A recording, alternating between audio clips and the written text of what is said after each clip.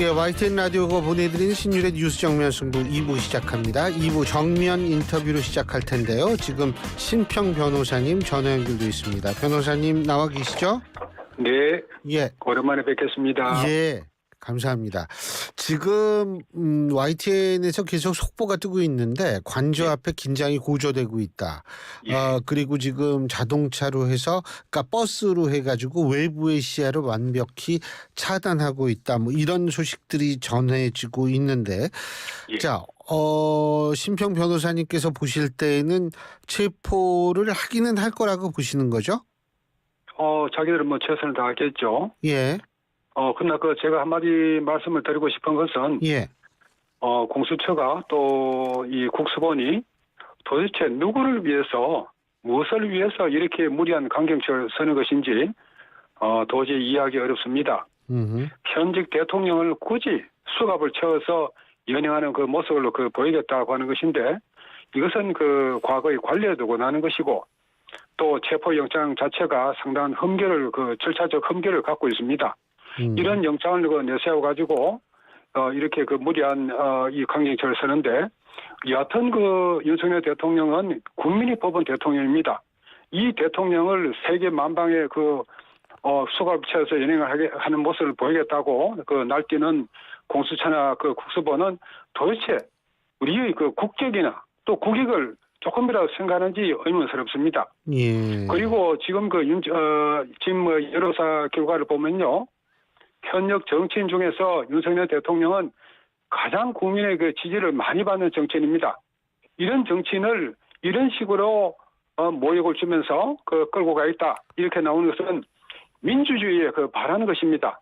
그 사람들 민주주의에 이 반하는 그런 행위를 한 사람이 이렇게 국가의 높은 직책에서 이런 수사를 하는 것은 참으로 용납하기 힘든 일입니다.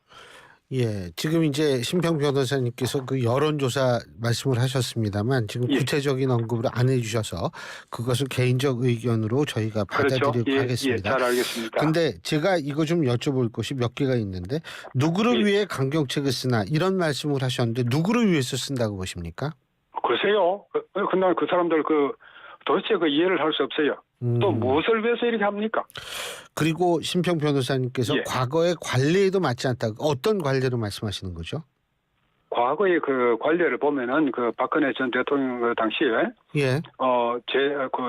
쌍방이 협의를 해가지고 수사기관하고 대통령 청와대에서 협의를 해서 제3의 장소에서 수사를 받기로 그렇게 협의를 하고 또 하나의 낙찰로 보기도 했죠.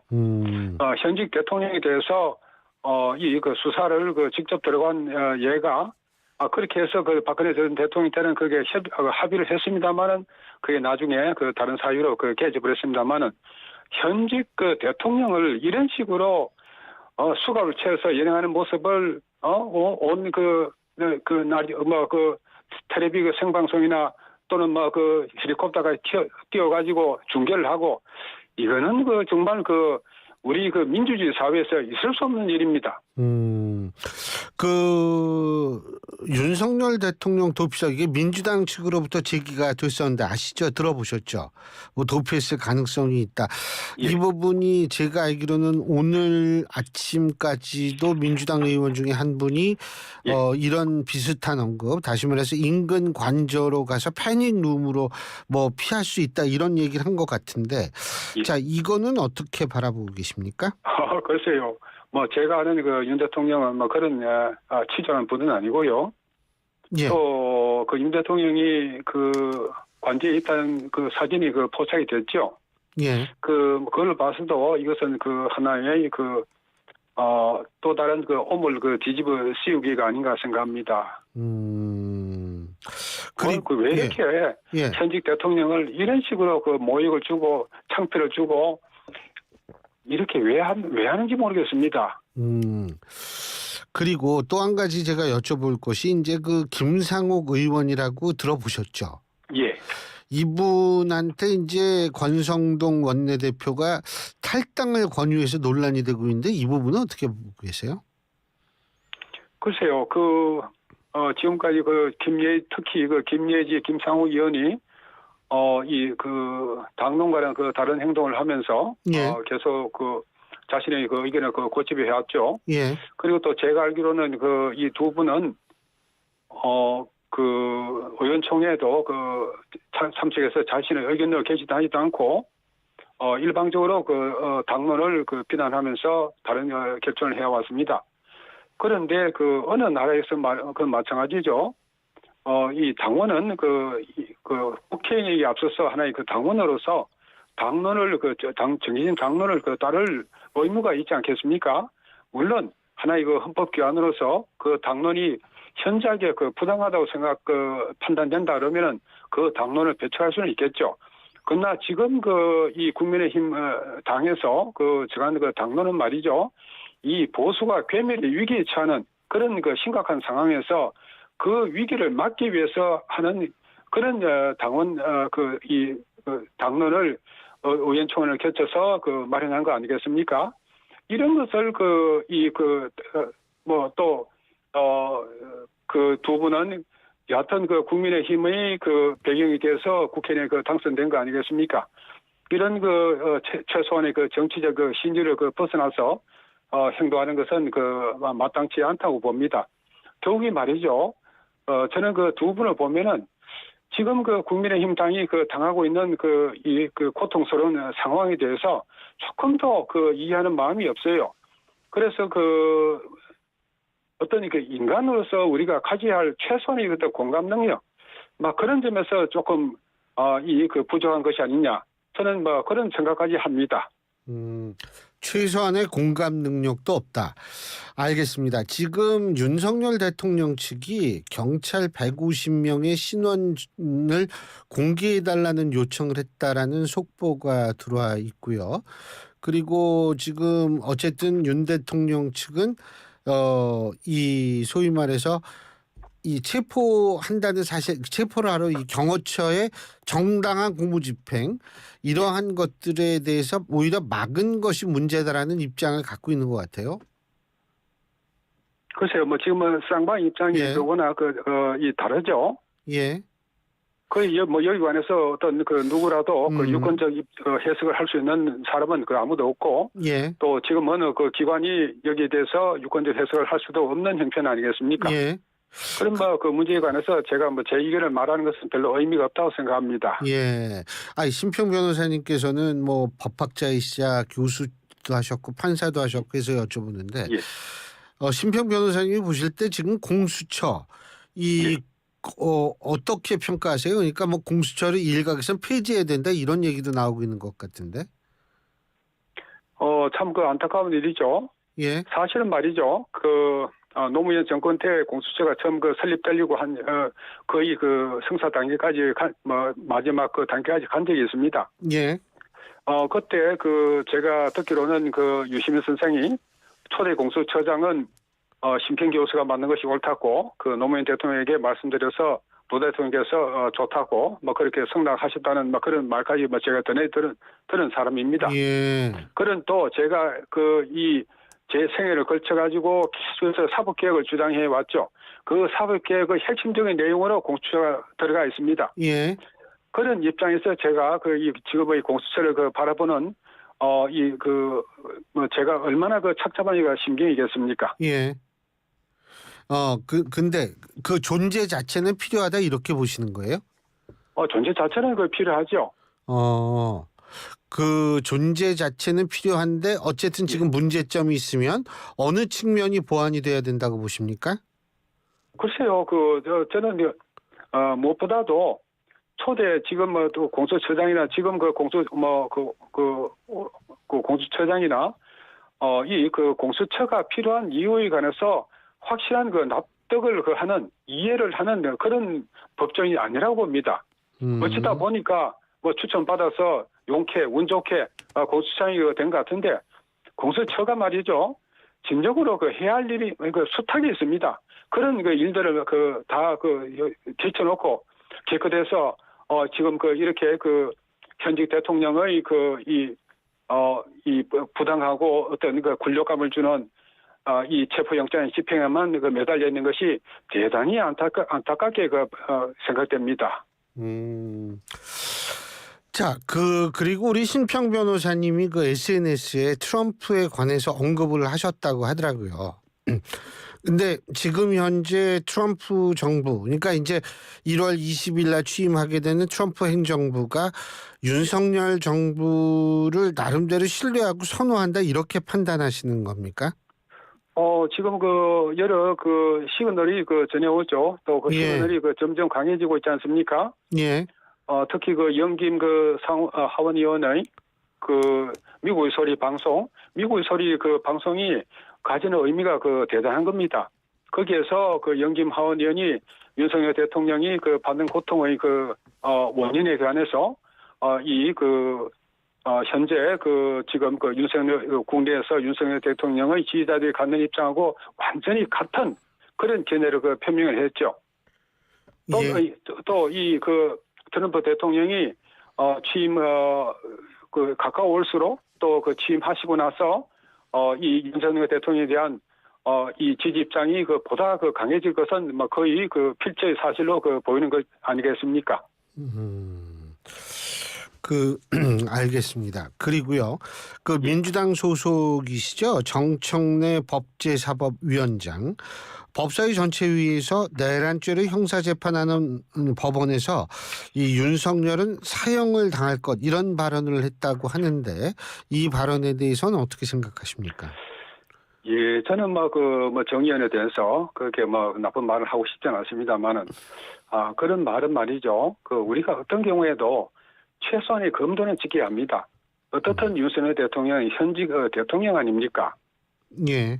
그런 말씀을 하시는 것은 어쩌면은 인성과 교양의 문제가 아니겠습니까? 저는 항상 그렇게 말을 합니다. 우리가 인간이기 위해서 말이죠. 최소한의 조건이 있습니다. 우리가 인간으로서 다른 인간을 대하는 태도가 그렇게 무리하게 그래서는 안 됩니다. 아무리 적개감이 가득 차고 그래도 최소한의 지켜야 할 것은 지키고 우리가 살아가야 되는 것입니다. 그러니까 그런 걸 못 지켰다, 금도를 넘었다 이렇게 판단하시는 거군요. 그렇죠. 예. 현직 대통령을 향해서 사형당할 것이다. 이런 말이 정말 정말 좀 심한 거 아닙니까? 언어도단 그런 말이 있죠. 법률가로서 이게 내란이라고 보십니까? 어떻게 보십니까? 글쎄요. 대부분의 헌법학자들은 내란이 아니라고 보죠. 예. 내란이 아니라고 제가 지난주에도 예. 어느 헌법학자들하고 같이 이야기를 하면서 내란이 되겠냐 어떻겠냐 말을 하면서 이구동성으로 그게 어떻게 내란이 됩니까? 다들 그렇게 우리가 이야기를 나누었습니다. 그러니까 계엄령이라는 거는 대통령이 고유한 통치 권한에 속하기 때문에 그렇다 이렇게 생각하시는 겁니까? 아닙니다. 통치인이라는 개념은 예. 사실 좀 낡은 개념이고요. 예. 그것이 헌법재판소에서는 정치인이라는 말로 바뀌었죠. 예. 물론 그런 것이 모두 사법심사의 대상에서 벗어난다고는 할 수가 없습니다. 하지만은 지금 이 비상계엄 자체가 내란이다 이렇게 자꾸 주장을 하는데 그렇게 해서 프레임을 짜가지고 야권에서 여권을 공격하는 거죠. 그러나 비상계엄은 어디까지나 이 대통령의 권한입니다. 권한 중에 하나가 들어갑니다. 그런 선에서 우리가 이해를 해야지 비상계엄은 내란이다 이렇게 이 호도를 하는 것은 지나친 과장입니다. 그러니까 어쨌든 비상계엄이 대통령의 권한이라는 말씀이신데 그렇다면 그렇죠. 말입니다. 예. 윤석열 대통령이 비상계엄을 하면서 들었던 두 가지 이유가 있죠. 하나는 이 부정선거 문제 그리고 두 번째는 종북 세력 척결 이런 문제거든요. 그러면 종북 세력 척결 신 변호사님은 그런 이유를 들어서 계엄을 한 것이 타당하다고 판단하시는 겁니까? 글쎄요, 저는 종북 세력의 척결이라는 그런 무시무시하고 살벌한 용어를 사용하고 싶지는 않은데요. 예. 제가 보는 현 상황에 대한 이해는 이렇습니다. 지금 한국에서 벌어지고 있는 심각한 정치 갈등의 근본 원인은 예. 과거처럼 우리가 이 대륙 중국이나 그쪽으로 계속해서 친하게 지내야 한다는 대륙 세력이 있고 또 한편으로는 그 우리의 그 미래를 향해서 미래를 위해서 미국이나 일본, 유럽과 같은 이 우리가 민주주의의 가치를 공유하는 나라들과의 그 동맹을 그 중시해야 한다는 해양 세력, 이 양 세력이 그 지금 그 심각한 그 가치관의 갈등을 겪고 있다 봅니다. 뭐 그런 면에서 그 뭐 윤 대통령이 이 그 여튼 그 한미일 그 동맹 체제를 그 확고하게 그 수립을 했죠. 그런 방면으로 그 나가는 이 그 것이 국익을 위해서 올바른 것이다 하는 그런 인식을 가지고 이 계엄령을 그 선포했다면 저는 그 상당히 이해를 하는 편이고, 지금 말이죠, 많은 그 국민들이 처음에는 윤 대통령을 그 비난하다가 차츰 이 근본, 이 갈등의 근본 원인이 무엇이냐에 관해서 알게 되면서 많은 분들이, 국민들이 윤 대통령을 그 옹호하는 쪽으로 그 돌아서고 있지 않습니까? 그러면 말이에요. 윤석열 대통령이 국회에 군을 진입시켜가지고 본청에 난입한 행위, 선관위에 군이 들어간 행위, 이런 것도 다 뭐 괜찮은, 법적으로 문제 없는 행위라고 보시는 거예요? 글쎄요, 그건 뭐 조금 더 그 판단을 받아봐야 되겠습니다만은 여기 어떤 그 사실관계가 좀 명확하지 않은 점도 있죠. 뭐 경우에 따라서 어떤 그 정치인을 그 사살하라든지 그런 그 명령이 만약 들었다 그러면은 저는 그 변명할 수 없이 그것은 그 법적인 책임을 져야 한다고 생각합니다. 그러나 그런 것이 아니고 이 비상계엄의 내용에 국회나 헌법 선관위에 관해서 어떤 그 조치를 취하는 내용이 들어갔다고 해서 그 자체로 바로 어떤 그 심각한 그 범죄 행위로 단정하는 것은 무리가 있지 않나 생각합니다. 그러면은 오히려 이 윤석열 대통령이 지금 이 시점에서 좀 이 심평 변호사님의 생각대로라면 좀 더 당당하고 자기의 목소리를 내면서 이 수사기관 여기에 대해서도 내가 당당하게 자진 출석하겠다, 뭐 이렇게 나올 수도 있는 거 아닌가, 이런 생각도 들긴 들거든요. 아까 제가 그 관례를 말씀드렸습니다만, 그 관례에 의하면은 수사기관과 뭐 대통령실에서 쌍방이 협의해가지고, 모시에 어느 장소에서 그 수사를 받도록 하자, 이렇게 그 협의를 할 수 있는 거 아닙니까? 윤 대통령 측에서는 그렇게 하겠다고 했습니다. 그러나 그것을 수사기관에서 받아주지 않은 것입니다. 알겠습니다. 그리고 또 한 가지는 지금 여야의 경찰 출신 의원들이요.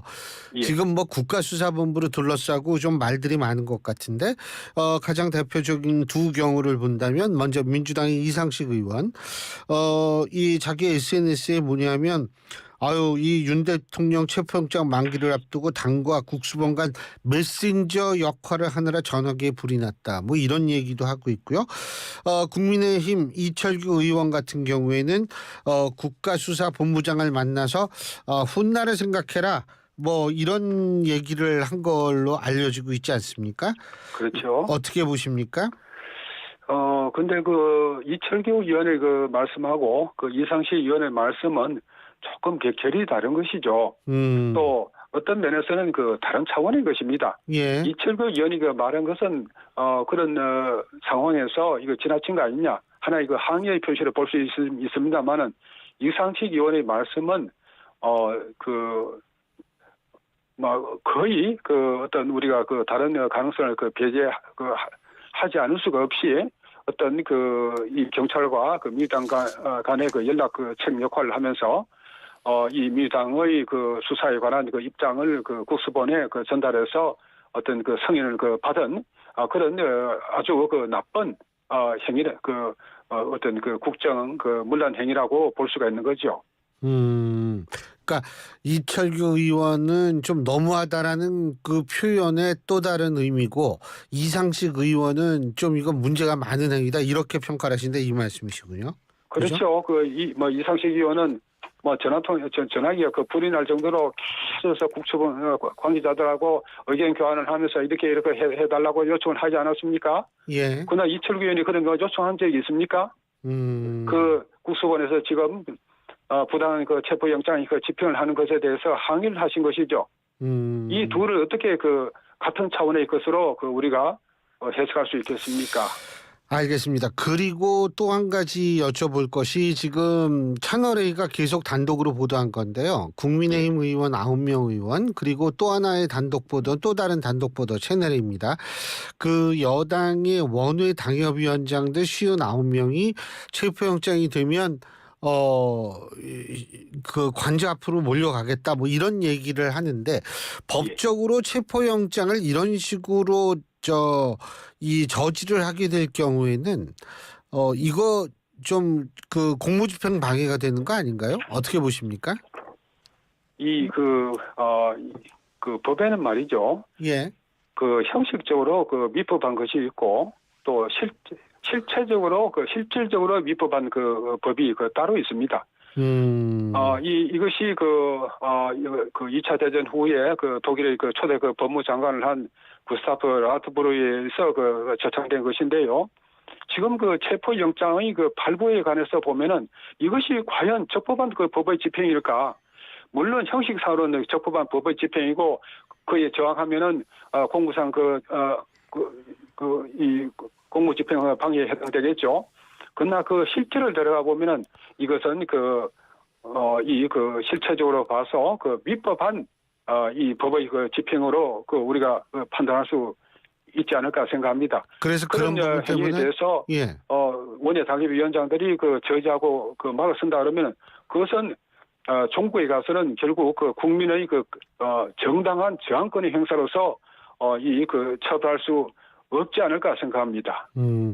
그 심평 변호사님께서 직접 한번 한남동 공간에 가시거나 윤 대통령을 만나보실 필요는 없다라고 생각하십니까? 그래서 뭐 제가 그 만나 뵈서 뭐 하겠습니까? 뭐 제 마음이 왜요? 아프지만은 제가 그 가서 딱히 할 역할이 없고 또 그 윤 대통령도 뭐 저한테 그 일체 그 연락 없습니다. 예. 아니 그래도 뭐 옛날에 잘 아셨던 분이니까 또 이 지금 상당히 좀 어려운 상황에 처해 있는 거는 뭐 누구든 다 인정을 하니까요. 예. 그래서 저는 매일 새벽에 윤 대통령 두 분을 위해서 매일 기도를 합니다. 그것으로 되지 않았습니까? 예. 그리고 또 한 가지는 이제 윤 대통령 헌법재판소의 탄핵 심판이 14일부터 정식 변론에 들어가죠. 그래서 윤 대통령이 직접 한번 참석을 해서 변론할 가능성이 제기가 되는데 이거 가능하다고 그러니까 나오면 좀 유리해질 거라고 보십니까? 어떻게 보십니까? 글쎄요, 지금은 이제 모든 것이 안개에 쌓여 있으니까 우리가 무엇이 유리하고 불리하게 될 것이다. 그렇게 섣불리 단정하는 것은 좀 무의미하죠. 그러나 윤 대통령의 이 평소 성품으로 봐서는 이 헌법재판소에 당당히 출석해서 한번 자신의 의견을 밝힐 수도 있지 않을까 생각합니다. 그러나 지금 헌법재판소가 어떤 행태를 보이고 있습니까? 헌법재판소가 국민을 바라고 가겠다고요? 그런 말도 안 되는 망발을 하는 헌재 재판관이 그 자리에 있어서는 안 됩니다. 헌법재판소의 재판이 국민 여론에 따라서 그대로 모든 것을 무시하고 그렇게 행해줄 수 있는 것입니까? 그리고 일주일에 두 번의 재판 기회를 잡는 그런 경우가 어디 있습니까? 지금 헌법재판소가 지금 너무 지나치게 행동을 하고 있습니다. 이런 것이 도저히 용납할 수 없는 그런 선을 넘었다 그러면은 윤 대통령이 참석할 리가 없겠지요. 그러니까 지금 헌법재판소의 어떤 지금까지 있어서의 행위들을 보면 심평 변호사님 생각으로는 참석할 이유가 없다 이렇게 이해해도 되겠습니까? 그래 헌법재판소가 조금 바뀌어야 하죠. 이제라도 좀 더 공정한 마음을 가지고 이 재판을 더구나 현직 대통령의 파면이라는 재판입니다. 이 거대한 우리 이 재판이 가지는 의미를 생각하면서 좀 더 공정하고 또 쌍방을 다 납득시킬 수 있는 방향으로 재판을 해 나가야 되겠습니다. 그러니까 좀 더 공정하게라는 건 지금까지는 좀 불공정한 측면이 있다 이런 측면으로 이해할 수도 있겠네요. 예, 무엇보다도 예. 일주일에 막 두 번이 일방적으로 재판 기일을 잡고 여러 가지 이 지금 헌법재판소가 그 실수를 해오고 있지 않습니까? 예. 그래 이렇게 나가서는 안 되겠죠. 그러니까 너무 좀 그리고 시를 이렇게 촉박하게 하는 거는 서둔 것고 피의자 그러니까 그 상대방에 대해서 충분히 변론할 기회를 주지 않는 것이다 이렇게 이해할 수도 있겠네요. 그죠? 그렇죠. 예. 그리고 또 이미선 그 재판관은 그것이 그 헌법재판소 심판 규칙에 따라서 한 것이다 그런 말하지만은 그러나 우리가 보는 한 이것은 예. 형사소송법 또 형사소송 규칙에 따라서 알겠습니다. 이것을 그런 기일을 정할 때는 반드시 비충분 지역과 상의를 하고 난 다음에 정해야 하는 것입니다. 예, 잘 알겠습니다. 오늘 말씀 잘 들었습니다. 고맙습니다, 예, 변호사님. 고맙습니다. 예, 지금까지 신평 변호사였습니다. 클릭 말고 지우세요.